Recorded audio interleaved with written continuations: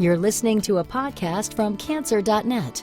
This cancer information website is produced by the American Society of Clinical Oncology, known as ASCO, the world's leading professional organization for doctors that care for people with cancer. This podcast is part of a series featuring articles from the 2015 ASCO Educational Book.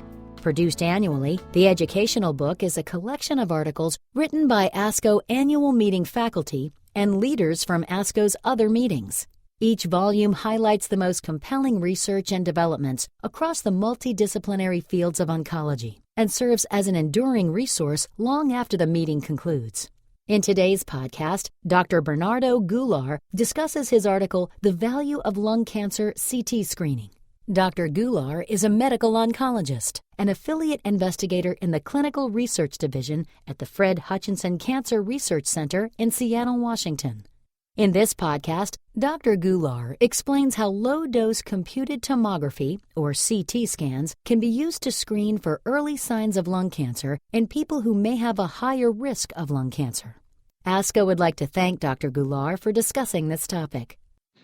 Hello, my name is Dr. Bernardo Goulart from the Fred Hutchinson Cancer Research Center. I'll be sharing some of the key points from my 2015 educational book article titled The Value of Lung Cancer CT Screening. It is all about implementation, and I'll be talking about its implications for patients. Let's first discuss what low-dose CT screening is and what it tries to achieve. Lung cancer is an important cause of suffering and death in the United States because it is often detected at advanced stages when the disease is rarely curable. Lung cancer screening with low-dose CT is a test that uses low doses of radiation to generate lung pictures that can detect lung cancers at earlier stages when cure is more likely to be achieved by surgery. Low-dose CT screening is a process that requires series scans over years. When low-dose CT detects an abnormality in the lungs, additional tests are usually necessary. Most of the times, these additional tests will consist of CT scans, but other tests are also possible, including more aggressive procedures such as lung biopsies.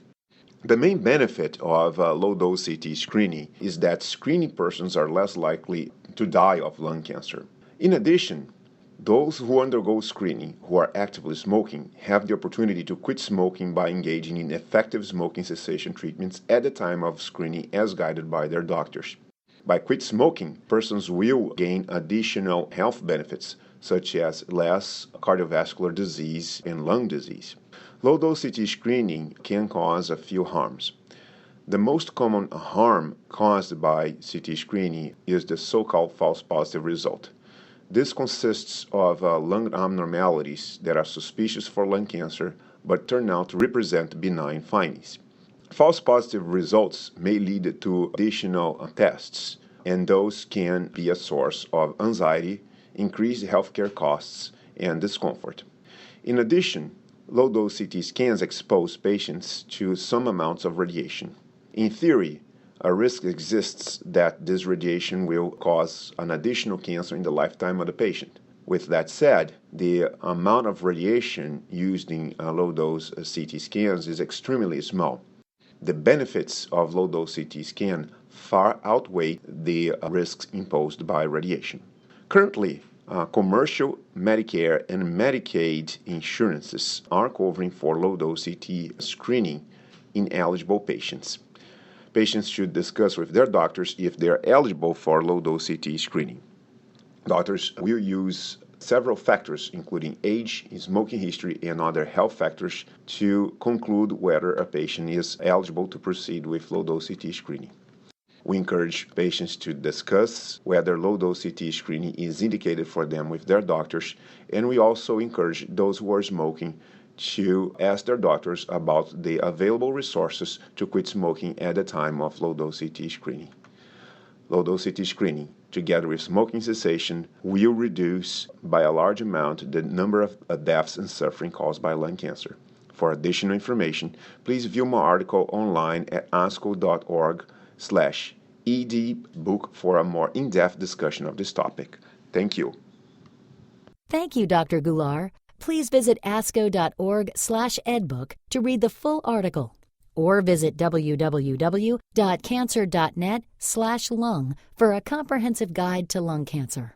Cancer.net is supported by the Conquer Cancer Foundation, which is working to create a world free from the fear of cancer by funding breakthrough research, sharing knowledge with physicians and patients worldwide, and supporting initiatives to ensure that all people have access to high-quality cancer care.